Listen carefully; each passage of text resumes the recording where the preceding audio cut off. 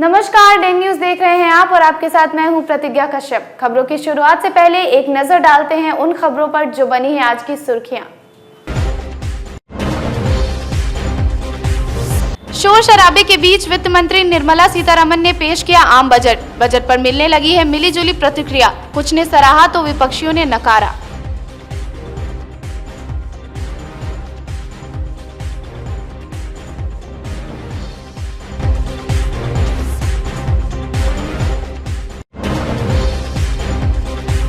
शव यात्रा के दौरान मुर्दा हुआ जिंदा, वीडियो वायरल होने के बाद सच्चाई जानने में लगे लोग।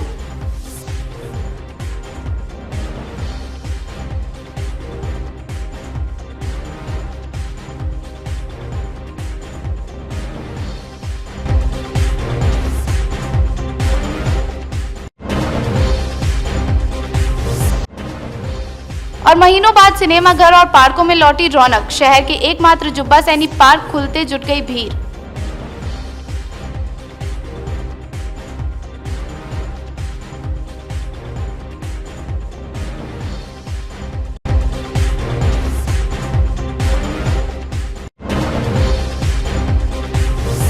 ये थी आज की सुर्खियां। अब खबरें विस्तार से। केंद्रीय वित्त मंत्री निर्मला सीतारमण ने सोमवार को लोकसभा में आम बजट पेश किया। टैक्स स्लैब में किसी तरह का बदलाव नहीं हुआ है। इस बार स्वास्थ्य क्षेत्र पर फोकस किया गया है। इस आम बजट को लेकर लोगों की प्रतिक्रिया सामने आने लगी है। जहां कुछ लोगों ने बजट की खूब सराहना की, वहीं कुछ ने इसे नकारा बताया। राजद विधायक अनिल सहनी ने तो इस बार के आम बजट को नौजवानों को भिखारी बनाने वाला ही करार दे दिया।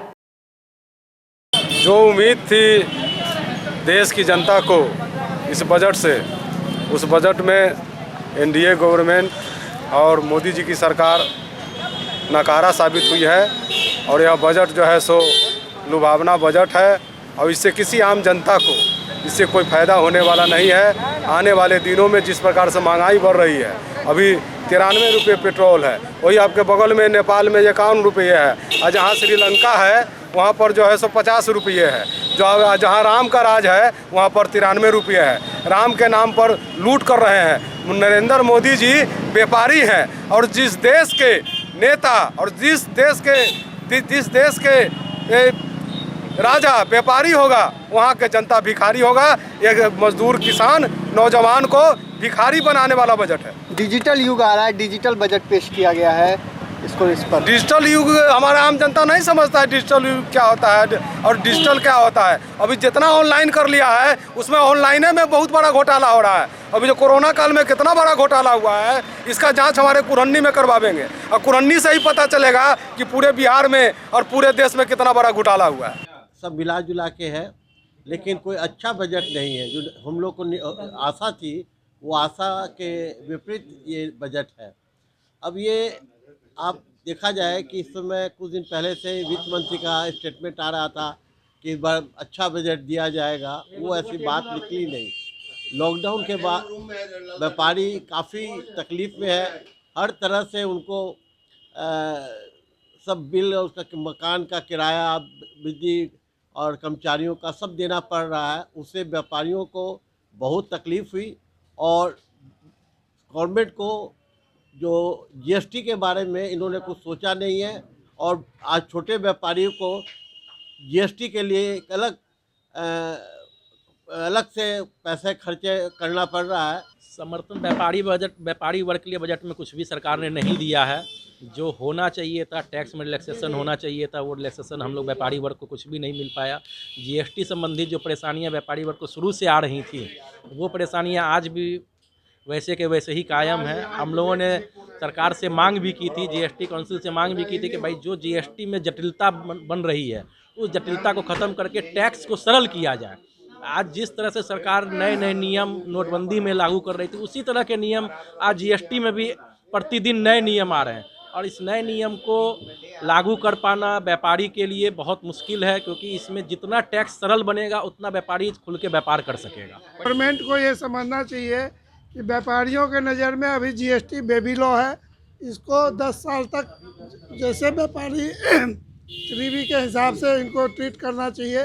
नया कानून जो लगा रहे हैं इसको सर्विस टैक्स लगा था उसको 10 साल 12 साल तक बेबी लॉ था। जीएसटी में तो हर आदमी, वकील वगैरह सभी आदमी बेबी लॉ समझ रहा है, उनको खुद नहीं समझ में आ रहा, रोज तो नया कानून लागू कर रहे हैं। इस बजट में जो मंडी को मजबूत करने का जो वादा किया जा रहा है ये कम्प्लीटली झूठा है। कहीं से इस बजट से मंडी मजबूत नहीं होने जा रही है। देश के लोगों को गुमराह करने का काम किया जा रहा है और कोरोना जैसे महामारी के दौरान सबसे ज़्यादा युवा वर्ग के लोग का रोजगार गया है, लोगों की नौकरियां गई। इधर 11 महीने के लंबे समय बाद सोमवार 1 फरवरी से देश भर के सिनेमा हॉल और पार्कों को खोल दिया गया। पहले सिनेमा हॉल में 50% लोगों को ही बैठने की अनुमति थी, लेकिन सोमवार से कोविड गाइडलाइन के साथ सिनेमा हॉल को पूरी तरह खोलने की अनुमति मिल जाने के बाद वीरान पड़े शहर के सिनेमा घरों में रौनक लौट आई है। इसी तरह मुजफ्फरपुर के एकमात्र पार्क जुब्बा सैनी पार्क को भी खोल दिया गया। पार्क खुलते लोगों की अच्छी खासी भीड़ जुट गई। पार्क में आए लोगों से जब हमारे संवाददाता आमिर ने बातचीत की तो महीनों बाद पार्क में आए लोगों के चेहरे खुशी से खिल गए। लगभग 11 महीने के लंबे अंतराल के बाद आज शहर का एकमात्र पार्क जुब्बा सैनी पार्क में रौनक लौट आई है। इस वक्त हम जुब्बा सैनी पार्क में मौजूद हैं और तस्वीरें आपके सामने हैं। देखिए किस तरह से चहल पहल है। जो फैमिली है वो काफ़ी एंजॉय कर रहे हैं इस चमचमाती हुई धूप में। आप देख सकते हैं काफ़ी दिनों के बाद ये चहल पहल दिख रही है जुब्बा सैनी पार्क में। कोरोना गाइडलाइंस आने के बाद आज से पार्क और सिनेमा हॉल को खोल दिया गया है और काफ़ी लोग भी यहाँ पे एंजॉय करने के लिए आए हैं और फैमिली को भी देख सकते हैं जो काफ़ी दिनों के बाद पार्क में एंजॉय करने के लिए पहुँचे। इनसे हम बात करते हैं। कैसा लग रहा है, काफ़ी लंबे दिनों के बाद पार्क खुली है? बहुत अच्छा लग रहा है। हम लोग यहाँ बहुत इंतज़ार के बाद हम लोग यहाँ आ पाए हैं। जब से खुली है तो आज पहला दिन खुली है तो और ज़्यादा अच्छा लग रहा है। खुशी हो रही है? बहुत ज़्यादा खुशी हो रही है। आप बताइए। बहुत अच्छे लग रहा है जी। लगभग 9-10 मंथ बाद आए हैं। बहुत अच्छा फीलिंग आ रही है इसमें। 9-10 महीने का कसर पूरा कर लीजिएगा आज? यस सर, लग रहा है जैसे पिंजरे में से आज बाहर आए हैं। अच्छा। एंजॉय फुल हो रहा है। तो लोग आप देख सकते हैं काफ़ी एंजॉय कर रहे हैं और भी कुछ लोग हैं उनसे हम बात करते हैं। काफ़ी दिनों के बाद आज पार्क खुली है, कैसा महसूस कर रहे हैं बताइए? बहुत अच्छा महसूस कर रहे हैं। धूप भी हुआ है, 15 दिन से भी धूप नहीं उग रहा था और बहुत अच्छा लग रहा है। 11 महीने के बाद जो पार्क का जो रौनक कुछ और है। बताइए कहाँ से आ रहे हैं आप? मीनापुर से। खुशी हो रही है पार्क खुल गई? बहुत खुशी हो रही है। और जुब्बा सैनी पार्क, ये जो पार्क है शहर का कोई भी पार्क, सभी पार्क को खोल दिया गया है और गाइडलाइंस का पूरा पालन किया जा रहा है। कैमरा पर्सन रविकांत के साथ आमिर, डे न्यूज, मुजफ्फरपुर। सोमवार से इंटरमीडिएट की परीक्षा शुरू हो गई। पहले दिन आयोजित फिजिक्स और पॉलिटिकल साइंस की परीक्षा शांतिपूर्ण तरीके से संपन्न हुई। इस साल मुजफ्फरपुर के 54,000 छात्र छात्राएं परीक्षा दे रहे हैं। परीक्षा के दौरान जहां परीक्षार्थियों को कोविड गाइडलाइन का पालन करना पड़ा, वहीं कदाचार रोकने को लेकर सभी केंद्रों पर सीसीटीवी कैमरे लगाए गए हैं। सभी सेंटर पर पुलिस फोर्स के साथ मजिस्ट्रेट की तैनाती की गई है। परीक्षा केंद्र के 200 मीटर के दायरे में अभिभावकों को रहने की इजाजत नहीं है। पकड़े जाने पर कार्रवाई होगी। बेनीपुरी महिला महाविद्यालय को गत वर्ष की भांति इस वर्ष भी आदर्श केंद्र बनाया गया और हम लोगों ने छात्राओं के लिए वो सभी इंतजाम किए ताकि वो तनाव मुक्त होकर परीक्षा दे सकें। पूरे परिसर को गुलाबी और सफ़ेद बलून से सजाया गया है। छात्राओं के लिए हमने लाल कालीन बिछाया है जिसको कहते हैं कि रेड कारपेट वेलकम, वो दिया। उनका मुंह मीठा कराया सेंटर में प्रवेश से पहले। साथ ही बिजली की सुविधा अच्छी हो इसकी व्यवस्था की। जनरेटर बिजली की सभी रूम में दीवार घड़ी लगाया गया है ताकि छात्राओं को सही की समय की सही जानकारी मिलती रहे और इसके अतिरिक्त सैनिटाइजेशन की व्यवस्था है। थर्मल चेकिंग हो रहा है। छात्राओं के मास्क चेक किए जा रहे हैं। जिनके पास मास्क नहीं है कॉलेज परिसर में वो मास्क भी उपलब्ध करवाया जा रहा है जो शुल्क देकर वो प्राप्त कर सकती हैं। यानी हर तरह से तनाव मुक्त होकर के वो परीक्षा दें, यह हमारी कोशिश है। जी, आज प्रारंभ हो चुकी है इंटरमीडिएट की परीक्षा और सभी लोग अपने नियत समय से अपने अपने स्थानों पर प्रतिनियुक्त जितने भी हमारे दंडाधिकारी पुलिस पदाधिकारी थे वो उपस्थित हो गए। बच्चे लोग भी ससमय आकर के शांतिपूर्ण एग्ज़ाम दे रहे हैं। आज प्रथम पाली में शांतिपूर्ण रही परीक्षा। कहीं से भी कोई एक्सपल्सन या किसी प्रकार के दंडात्मक कार्रवाई करने की कहीं से सूचना प्राप्त नहीं। कुछ सेंटरों पर क्वेश्चन पेपर घटने की शिकायत आई है सर। देखिए, क्वेश्चन पेपर घटने की जहाँ तक बात है तो होता क्या है कि पैकेट्स हमारे पास में पर्याप्त उपलब्ध रहते हैं, हमारे पास सुरक्षित भी क्वेश्चन पेपर रहते हैं, तो हम लोग इससे एडजस्ट कर लेते हैं। That is not a big issue. और छात्रों को इससे कहीं से भी हम लोग मतलब हानि नहीं होने देंगे। शहर में चोरों का आतंक भी लगातार जारी है। प्रतिदिन किसी न किसी दुकान या मकान को निशाना बनाया जा रहा है। रविवार की रात चोरों ने मिठनपुरा के पानी टंकी चौक स्थित एक मोबाइल दुकान में सेंधमारी कर लगभग 7 लाख रुपए के एंड्रॉइड फोन पर हाथ साफ कर दिया। घटना के बाद दुकानदार सदमे में है। दुकान के पीछे कई मोबाइल फोन फेंके रहने की जानकारी पर संचालक आनंद चौधरी ने पुलिस को सूचित किया। पुलिस पूरे मामले की जांच में जुट गई है। सूचना मकान मालिक के थ्रू मिला सवेरे कि ऐसे ऐसे आपका पीछे वाला दीवार टूट गया है। हम लोग दौड़े दौड़े आए यहाँ पर, देखे इधर से पीछे से मतलब ये दीवार टूटा हुआ था। मकान मालिक को बोले कि भाई आपका गार्ड उठ रहता है, फिर भी आपके घर से चोरी हो जाना बहुत बड़ा इमेज वाली बात हो गई है आपका। फिर ऐसे सेंधमारी किया, पूरा ये स्टॉक सब सारा दुकान का पूरा रैक खाली कर दिया। कितना मोबाइल था? मोटा मोटी मैक्सिमम वीवो का सेट था, रेडमी का था और ये रियलमी का था। लगभग 7 से 8 लाख का। एप्पल का भी 1-2 फ़ोन था। टोटल कितना? लगभग 7 के करीब स्टॉक था। हाँ, 7 लाख के मोबाइल होगा टोटल? लगभग 40-42 पीस। मैं सब तो एंड्रॉइड ही स्मार्टफोन था। सीसीटीवी वगैरह लगाए हुए कुछ आया नहीं? सीसीटीवी लगाए हुए हैं, लेकिन रात में पावर और स्विच ऑफ होने के बाद सारा ऑफ हो जाता है। हाँ, ऑफ हो जाता है। पुलिस आई थी? सुबह में कॉल किए मिठनपुरा थाना में, तो एक आदमी आए, मिठनपुरा थाना प्रभारी खुद आए थे। पुलिस गश्ती पर भी कहीं ना कहीं सवाल हम लोग तो ऐसे, उनका तो अपना मूवमेंट रहता है जब तक दुकान खुली हुई है। अब रात में क्या होता है ये तो पुलिस का गश्ती क्या है ये बताना बड़ा मुश्किल है, लेकिन जब तक दुकान खुली रहती है गश्ती तो हम लोग देखते हैं कि हो रहा है। जरा सोचिए, शव यात्रा के दौरान मुर्दा अगर जिंदा हो जाए तो क्या स्थिति बनेगी। रविवार को मुजफ्फरपुर में कुछ ऐसी ही स्थिति बन गई। शव यात्रा के दौरान मरा हुआ व्यक्ति जिंदा हो गया। उसे जिंदा देख मौके पर भगदड़ मच गई और लोगों ने इधर उधर भागना शुरू कर दिया। दरअसल सोशल मीडिया पर एक वीडियो बड़ी तेजी से वायरल हो रहा है। वीडियो में बताया जा रहा है कि शव वाहन पर मुर्दा व्यक्ति जिंदा होकर फोन से बात करने लगा। कई लोगों ने इस वीडियो को पोस्ट करते हुए बहुत सारी बातें लिखी हैं। सबसे पहले तस्वीरें आप देखिए कि किस तरह से शव वाहन में लेटा यह व्यक्ति सिर और हाथ हिला रहा है। यह वीडियो मुजफ्फरपुर के हाथी चौक की बताई जा रही है। इस तरह की घटना के बाद वहां भगदड़ मच गई। वीडियो वायरल होने के बाद डेन न्यूज की टीम ने इस वीडियो की सच्चाई जानने की कोशिश की। क्या सच में मृत व्यक्ति जिंदा हो गया, बता रहे हैं डेन न्यूज संवाददाता आमिर। सोशल मीडिया पर एक वीडियो बड़ी तेजी से वायरल हो रहा है। वीडियो में दिखाया जा रहा है कि शव वाहन पर एक मुर्दा फोन से कैसे बात कर रहा है। ये वीडियो देखने के बाद कई लोग अचंभे में हैं। कई लोगों ने ये वीडियो को शेयर करते हुए लिखा है कि अरे देखो मुर्दा जिंदा हो गया है। इस वीडियो के पड़ताल में डेन न्यूज़ लगातार काम करती रही तो उन्हें कुछ मालूम चला। क्या मालूम चला, हमें ज़्यादा जानकारी देंगे अशोक भारती हैं, जो पेशे से अधिवक्ता हैं और एक पत्रकार भी रह चुके हैं यहाँ पे। इनसे हम बात करते हैं। अशोक जी, एक वीडियो वायरल हो रहा है। वीडियो में शव वाहन पर मुर्दा फोन से अचानक बात करने लगता है। क्या है इस वीडियो का सच?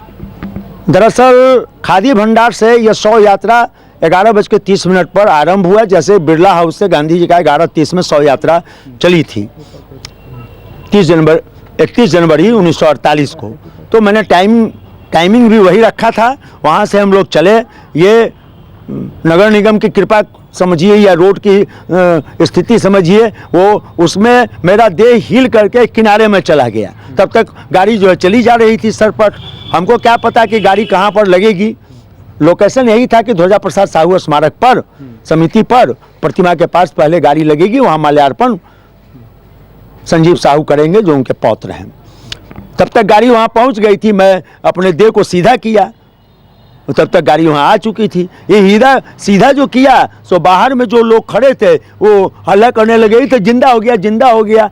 चूँकि वाहन पर कोई बैनर नहीं रहा था क्या महात्मा गांधी अमर रहें या यह प्रतीकात्मक है या रिक्रिएट किया जा रहा है। कोई अखबारों में इसकी सूचना इसलिए नहीं दिया कि प्रशासन ने बहुत देर से इसकी अनुमति थी। ये यहाँ की व्यवस्था है, एसडीओ साहब की गलती नहीं है। लेकिन अब 3 थाना क्षेत्र से मैं गुजरा, मिठनपुरा थाना से, नगर थाना से और काजी मोहम्मदपुर थाना से, लेकिन 3 थाना क्षेत्रों के कोई थानेदार, कोई मजिस्ट्रेट की भी ड्यूटी लगी थी, कोई वो लोग उपलब्ध नहीं थे। हम एकला चलो की तरह चले। मेरे 5 साथी भी जो है जो मेरे साथ दिन रात रहते हैं, कोई खाना खाने गया, कोई फूल माला लेके आता हूँ, तो कोई बच्चा को कहाँ पहुँचा के आता हूँ, अभी समय है, वैसा कह के 5 का 5 निकल गए। तो एकला चलो की तरह मैं वहाँ से आ गया। सीन को आप रिक्रिएट कर रहे थे, अचानक फोन से कैसे बात करने लगे? वो क्या हुआ कि ड्राइवर को मैंने फोन दे रखा था कि कोई भी प्रश्न अगर कोई पूछे, चूंकि कोई साथी तो मेरे पास है नहीं 5 में, कोई 5 अगर में एक भी रहते तो मैं फ़ोन अपना दे देता, क्योंकि वो लोग सबको लगभग जानते हैं, साथ रहते हैं। तो किलों के सोसाइटी में मैं हूँ, कौन सा मेरे परिचित हैं, सभी वो जानते हैं।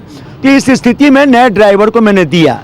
ड्राइवर कुछ घबरा गया, एक तो भीड़ से घबरा गया, मुर्दा हिलने लगा, ये बात हो गई। वो मैं नगर निगम के बताया ना कि गाड़ी जो है मैं सड़क गया एक तरफ, तो मैं अपने को सीधा कर रहा था, यह जान के कि जब तक स्मारक समिति आएगी तब तक मैं बीच में आ जाऊंगा। लेकिन स्मारक समिति चूंकि पहुंच गई, आंख मेरी बंद थी, मैं तो लोकेशन देख नहीं रहा था। वैसे तो पहले से आपने कन्विंस नहीं किया था कि भाई हम उसमें लेटेंगे तो किसी को जगाना नहीं है? बिल्कुल, मैंने ड्राइवर को हिदायत दे रखा था कि जब मैं वहाँ मुक्तिधाम पहुँचूंगा और ये कार्यक्रम जो है सो समापन हो जाएगा, उसके बाद हमारी तुम्हारी बात होगी। किसी परिस्थिति में मुझे मत जगाना, और नहीं तो तुम पड़ जाओगे फेरे में। फेरे में काफी भगदड़ ही मच गई वहाँ पे, मच गई, काफी भीड़ हो गई, 50-100 गाड़ी लग गई कि कहाँ तक लग गई, जिंदा हो गया, हल्ला हो गया पूरा मोहल्ले में। अब ये हल्ला जो है वायरल होने लगा शहर में। अब समझिए किस तरह की बातें काने कान हमको शाम को सुनने को मिल रहा है कि अब मैं खुद सुन रहा हूँ लोगों से कि कोई मुर्दा जिंदा हो गया। तो मैं पूछ रहा हूँ कि कौन भाई है? अरे कौन गांधी बना था, कोई कह रहा है कि हम नहीं जानते हैं, लेकिन कोई जिंदा हो गया, बहुत अच्छा हो गया, भगवान की कृपा है। इससे मैंने एक चर्चा शहर में कल कौतूहल के विषय के रूप में ये रहा। बिल्कुल, अशोक भारती को आप सुन रहे थे, जो पेशे से अधिवक्ता भी है। इन्होंने साफ तौर पे कहा है कि ये वीडियो इनका है और ये सीन को रिक्रिएट कर रहे थे। महात्मा गांधी के पुण्यतिथि पर जो एक उनका कार्यक्रम मुजफ्फरपुर में हुआ था, उसी को रिक्रिएट कर रहे थे। और ये जब इनका जब फोन बजा तो ये फोन रिसीव कर लिया, वहां पर चर्चा का विषय हो गया कि मुर्दा जो है वो फोन रिसीव कर लिया, मुर्दा हिल रहा है। तो इस सीन को रिक्रिएट किया जा रहा था। डे न्यूज के वायरल सच में ये वीडियो पूरी तरह से झूठा साबित हुआ है। ये कोई मुर्दा नहीं बल्कि जिंदा व्यक्ति था। कैमरा पर्सन रवि कांत के साथ आमिर, डे न्यूज, मुजफ्फरपुर। जल जमाव से निजात दिलाने को लेकर सोमवार को समाहरणालय में आयोजित बैठक में बारिश से पहले नाला उड़ाई की बात कही गई। बैठक में उपस्थित रेलवे, एनएचएआई, नगर निगम और वूडको के अधिकारियों के साथ चर्चा करते हुए डीएम प्रणव कुमार ने कहा कि बारिश से पहले हर हाल में शहर के सभी नालों की सफाई करा ली जाएगी। देखिए, आज जो बैठक हुई है, मुख्यतः आप जानते हैं कि मुजफ्फरपुर शहर के बीचों बीच कई एक जगहों पर रेलवे लाइन गुजरता है और उसी के समानांतर नाले हैं या उससे पार करके नाले बहते हैं। तो मानसून जब आता है तो उस समय जल जमाव की बहुत विकट स्थिति पैदा हो जाती है शहर में। जल निकासी का समाधान नहीं हो पाता है। इसी को लेकर के एक सप्ताह पूर्व और आज भी बैठक की गई और उस पर गहन विचार विमर्श किया गया कि शहर में जल जमाव की स्थिति से कैसे समाधान उसका मिले और उससे निजात कैसे पाया जा सके। बैठक में नगर निगम नोडल विभाग रहा है और उसके साथ एनएचआई और साथ ही बुडको तथा अन्य विभागों के पदाधिकारी उपस्थित थे। पुनः 15 दिन के बाद बैठक करने की बात कही गई है। शहर के सभी नालों पर विशेष रूप से गहन मंथन किया गया है। उसमें कुछ लॉन्ग टर्म सॉल्यूशन है, कुछ शॉर्ट टर्म सॉल्यूशन है। लॉन्ग टर्म के लिए जो भी प्रस्ताव है वो संबंधित विभाग को भेजने की प्रक्रिया शुरू कर दी गई है। लेकिन शॉर्ट टर्म में जैसे कि नालों की सफाई करना, उसकी उड़ाही करना, इसे लेकर के तत्कालिक निर्णय लिया गया है। तो हम समझते हैं कि मानसून आने से पहले जल जमाव की समस्या से हमें निजात मिलेगा। इधर 27 जनवरी को होने वाले नगर निगम स्थायी समिति की बैठक सोमवार 1 फरवरी को संपन्न हुई। बैठक में पहले के पास प्रस्तावों पर काम शुरू नहीं होने से समिति के सदस्यों ने नाराजगी भी दिखाई।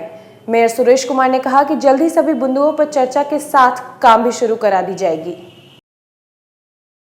आज की बैठक स्थायी समिति बैठक थी। इसमें हम लोगों ने 10 प्रस्ताव लाया था। विगत बैठक की कार्यवाही संपुष्टि तो बहुत चल ही रहा है। 2017 से जब से बोर्ड संभाले थे तब से ये पंप हाउस बनाने का, उसके बाद से अंचल कार्यालय बनाने का ये सब प्रस्ताव पारित था। वो धीरे धीरे हो रहा है और होगा, इस पर काम हो जाएगी बहुत जल्द। सबसे बड़ी मुद्दा है ये जो मॉल मार्केट बनाने का, उस पर बात हुआ, उस पर अधिकारियों ने हाथ खड़ा कर दिया है कि भाई मॉल मार्केट नहीं बनेगा। ऑडिटोरियम जो था, जो हम लोग ऑडिटोरियम एकमात्र ऑडिटोरियम है, उसके बारे में बात हुआ, बोला गया कि राशि नहीं है और वो बनना जरूरी है। स्मार्ट सिटी में अभी जाने कि ABD इलाका के बाहर काम होगा नहीं। अब हमारे अधिकारी ने कहा कि स्मार्ट सिटी बनवाएंगे। स्मार्ट सिटी से आज तक 2017 सुनते आ रहे हैं कि बनेगा, अभी तक बना, उस पर अभी कोई ठोस निर्णय नहीं हो पाया है और ये बहुत ही दुर्भाग्यपूर्ण है। दूसरा है कि जो भी राजस्व की बढ़ोतरी के लिए हम लोगों ने एजेंडा लाई थी कि टैक्स कलेक्शन प्राइवेट से कराया जाए, ठीक है, वो उसका समझिए RFP बन गया हुआ है, प्राइवेट से होगा ही, राजस्व की बढ़ोतरी उसी होगी।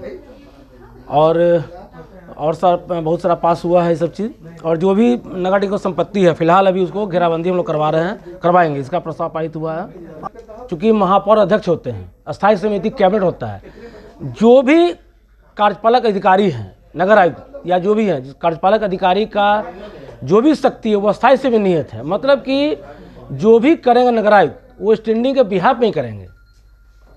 इसी चीज़ का हम लोग अब छोटा सा बात बालखाना प्रभारी हटाने के बाद मैंने कहा, क्योंकि उनके द्वारा देखा गया अनियमितता बरतते हैं, पार्षद के बात को सुनते नहीं हैं। तो ये हम लोग काम है, मैं कहूँ उनको अविलंब पत्र निकालना चाहिए, ये नियम है। लेकिन इसी का थोड़ा अनुमान होता है और कोई खास बात नहीं है। हर बार टकराव की स्थिति बन जाती है। बस वही किताब का अपना अपना दायित्व, अपना अपना जो अधिकार है वो लोग पढ़ ले। आपने देखा होगा कि मैंने इसके पहले बोर्ड की बैठक में मैं रखा था पार्षदों का, महापौर के पार्षदों का कर्तव्य अधिकार का, मैंने 2017 में रखा था, तब नगराध्यक्ष महोदय नहीं आया, इसमें भी नहीं आया, जो मैं जस्ट पहले रखा था नहीं रखा। अब क्या है सब आप लोग। दिल्ली के लाल किले पर 26 जनवरी को हुए हिंसा और एक विशेष वर्ग का झंडा फहराने का विरोध करते हुए सोमवार को शहर के युवाओं ने बैरिया गोलंबर पर किसान नेता राकेश टिकैत का पुतला फूंका। साथ ही किसानों के भेष में इस तरह की घटना को अंजाम देने वाले पर जल्द से जल्द कार्रवाई करने की मांग केंद्र सरकार से की। मौके पर सामाजिक कार्यकर्ता वैभव मिश्रा, विकास चौबे सहित दर्जनों युवा मौजूद रहे। तारीख को जो लाल किले पे हमारे तिरंगा का जो अपमान हुआ है, किसान आंदोलन के भेष में जो फर्जी उग्रवाद आतंकवाद को जो बढ़ावा देते हुए तिरंगा का अपमान हुआ है, उसी के विरोध में आज यह पुतला दहन का कार्यक्रम हम लोग यहाँ कर रहे हैं। और यह हमारा रोष है, प्रकट है, और यह हम भारत सरकार से निवेदन करते हैं कि उन तुरंत फर्जी किसानों जो नामजद FIR जिनके ऊपर दर्ज हुआ है उनकी गिरफ्तारी सुनिश्चित करें और गिरफ्तारी करने के बाद उन्हें कठोर से कठोर सजा दें, ताकि दोबारा कोई इस प्रकार का दुस्साहस करके हमारे तिरंगा का अपमान न करें। राकेश टिकैत का पुतला ही क्यों फूंका गया? राकेश टिकैत देखिए 33 करोड़ रुपया का मालिक है वो, फिर भी अपने आप को फर्जी किसान के नाम पे वो जिस प्रकार राजनीतिक रोटी सेक रहा है, देश में जिस तरह अराजकता का माहौल वो कायम कर रखा है, उसे कहीं ना कहीं सब समाज की स्थापना में बहुत सारी परेशानियां हम सभी को सुनने और देखने को मिल रही है। ऐसा स्थिति वो क्रिएट कर रहा है जिससे देश में गृह युद्ध की स्थिति उत्पन्न हो रही है। 26 जनवरी को जो राकेश टिकैत जो दिल्ली में दंगा किया था, उसी के विरोध में हम उनका पुतला दहन किए हैं और भारत सरकार से मांग करते हैं कि जल्द से जल्द उनको गिरफ्तार किया जाए और ऐसी उन पर कार्रवाई हो, तो फिर दोबारा कोई ऐसा दुस्साहस नहीं करे जो 26 जनवरी को या 15 अगस्त को या किसी भी दिन तिरंगा को अपमानित करे। सोमवार की सुबह पूरा शहर घने कोहरे की चादर में लिपटा रहा। कड़ाके की ठंड के बीच कोहरे ने आम जनजीवन को प्रभावित कर दिया है। मौसम विभाग की माने तो अहले सुबह मुजफ्फरपुर में 7 डिग्री सेल्सियस ठंड रिकॉर्ड किया गया। साथ ही कड़ाके की ठंड ने सड़कों पर गाड़ियों की रफ्तार पर लगाम लगा दी है। वहीं लोग ठंड से बचाव के लिए अलाव का सहारा लेते नजर आए। दोपहर बाद धूप निकलने से लोगों को थोड़ी राहत मिली। आ रहे हैं, बहुत ठंडा है और मुजफ्फरपुर हाथी चौक में हम काम करते हैं और चलने का, गाड़ी चलाने का हिम्मत नहीं कर रहा है, बहुत ज़्यादा ठंडा बढ़ गया है। किस तरह बचाव कर रहे हैं? सर अभी आग जा रहे हैं, जलाएंगे और आग तापेंगे और अभी तो जैकेट वैकेट पहने हैं और ये आ रहे हैं सर, उसके बाद फिर आग उग जला के सेकेंगे। बिहार विश्वविद्यालय हिंदी विभाग के अध्यक्ष सतीश कुमार राय ने सोमवार को अपनी पुस्तक प्रवेशाक नया प्रस्थान का विमोचन करते हुए कहा कि हिंदी विभाग ने कोरोना काल में भी पढ़ाई को बाधित नहीं होने दिया है। उन्होंने नए वर्ष की कार्य योजना की भी जानकारी दी है। अध्यक्ष पद संभालने के बाद एक कार्यक्रम शुरू किया गया था, एकल काव्य पाठ। एक रचनाकार को बुलाकर हम यहाँ सम्मानित करते थे, एकल काव्य पाठ होता था और उस पर लोग अपने विचार देते थे। इस क्रम में डॉक्टर रविंद्र उपाध्याय और डॉक्टर रामेश्वर द्विवेदी दो आए। तीसरे में जिनको आना था उसके पहले लॉकडाउन हो गया, तो दो यह हुआ। दूसरा काम हमने यह किया कि इस क्षेत्र में जो नई पुस्तकें आती हैं उन पुस्तकों का लोकार्पण यहाँ करावें और चर्चा करावें। उसमें राम सखा सिंह सखा के काव्य संग्रह का यहाँ लोकार्पण हुआ पिछले साल फरवरी में, और इस साल जनवरी में लोकार्पण हुआ है चांदनी समर का उपन्यास। 16 जनवरी को उसका लोकार्पण हुआ है। दो योजनाएं, दो पत्रिकाओं की योजनाएं थीं। एक शोध परक पत्रिका है शोध मनीषा, आइए सेशन उसको मिला हुआ है। उसका एक अंक हम लोगों ने 15 में निकाला था, उसका अगला अंक उसमें तैयारी चल रही है। बिहार के प्रथम मुख्यमंत्री बिहार केसरी डॉक्टर श्री कृष्ण की 60वीं पुण्यतिथि पर सोमवार को नागरिक मोर्चा की ओर से खुदीराम बोस स्मारक स्थल पर समारोह का आयोजन किया गया। मौके पर उपस्थित मोर्चा के महासचिव मोहन प्रसाद सहित तमाम लोगों ने उनके चित्र पर पुष्प चढ़ाकर श्रद्धा सुमन अर्पित किया। आज महान विभूति श्री कृष्ण सिंह, बिहार के प्रथम प्रधानमंत्री कहलाने वाले महापुरुष के 60वीं पुण्यतिथि पर हम सभी यहाँ एकत्रित हुए हैं। हम उन्हें पुष्पांजलि अर्पित किए। हम सच्ची श्रद्धांजलि में सफलता हम सभी बिहारवासी, भारतवासी, हिंदुस्तान वंदे मातरम भारत माता के सपूत कहलाने का हक तभी होगा जब इस राजनेता के द्वारा किए गए कार्यों की राह पर हम निर्देशित होकर के आगे बढ़ेंगे, तभी यह सफल होगा। श्री बाबू वाला नेतृत्व जो शहीद को भी सम्मान देते थे, अपने दलित बुढ़वा को भी सम्मान देते थे, और साथ साथ भारत माता की रक्षा कैसे हो, इस पर वो एक बिहार राज्य का मुख्यमंत्री होते हुए भी केंद्रीय सरकार को निर्देशित करते थे। सड़क सुरक्षा माह कार्यक्रम के तहत सोमवार को आपदा प्रबंधन प्राधिकरण की ओर से साइकिल जागरूकता रैली निकाली गई। रेड क्रॉस भवन से निकाली गई रैली को रेड क्रॉस सोसाइटी के महासचिव उदय शंकर प्रसाद सिंह ने हरी झंडी दिखाकर रवाना किया। रैली में शामिल साइकिल सवारों ने सड़क सुरक्षा को लेकर लोगों को जागरूक किया।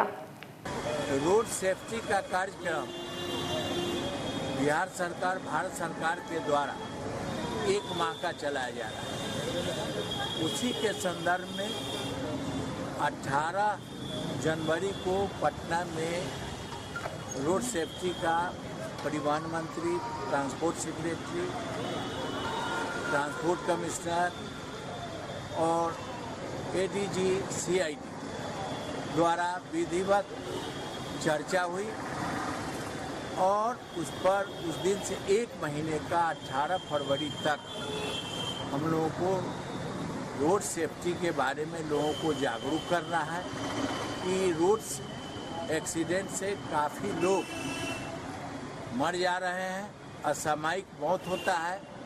इसलिए लोगों को जितना हो अधिक से अधिक जागरूक करें और ब्लड डोनेशन का कार्यक्रम रेड क्रॉस द्वारा भी चलाया जा रहा है और रोड सेफ्टी के पदाधिकारी परिवहन विभाग के सचिव, ये लोग सब लोग ब्लड डोनेशन, रोड पर चलने का तरीका, अपने को जल्दीबाजी न करें और दूसरे को एक्सीडेंट अगर हो जा रहा है तो उसको हॉस्पिटल में पहुंचावे। रविवार को स्वास्थ्य विभाग के आदेश पर red light area Shukla road में कन्हौली स्वास्थ्य केंद्र की ओर से स्वास्थ्य शिविर लगाया गया, जिसमें लगभग 100 लोगों का निःशुल्क इलाज किया गया, साथ ही दवा भी मुहैया कराए गए। मौके पर डॉक्टर मुकेश कुमार, क्लर्क दीपक कुमार सहित काफी संख्या में लोग मौजूद रहे।